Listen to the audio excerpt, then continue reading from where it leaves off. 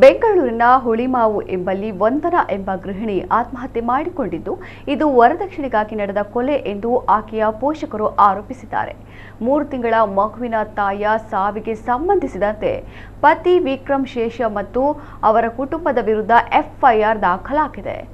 23ರ ಹರೆಯದ ವಂದನಾ ಫ್ಯಾನಿಗೆ ನೇಣು ಬಿಗಿದುಕೊಂಡು ಆತ್ಮಹತ್ಯೆ ಮಾಡಿಕೊಂಡಿದ್ದರು. 3 ವರ್ಷಗಳ ಹಿಂದೆ ವಿಕ್ರಮ್ ಶೇಷ ಎಂಬಾತನ ಜೊತೆ ವಂದನಾ ವಿವಾಹವಾಗಿತ್ತು. ಮದುವೆ ಸಂದರ್ಭದಲ್ಲಿ 4 ಲಕ್ಷ ರೂಪಾಯಿ ಮೌಲ್ಯದ ಬೈಕ್ ಹಾಗೂ ಚಿನ್ನಾಭರಣಗಳನ್ನು ವರದಕ್ಷಿಣೆ ರೂಪದಲ್ಲಿ ನೀಡಲಾಗಿತ್ತು.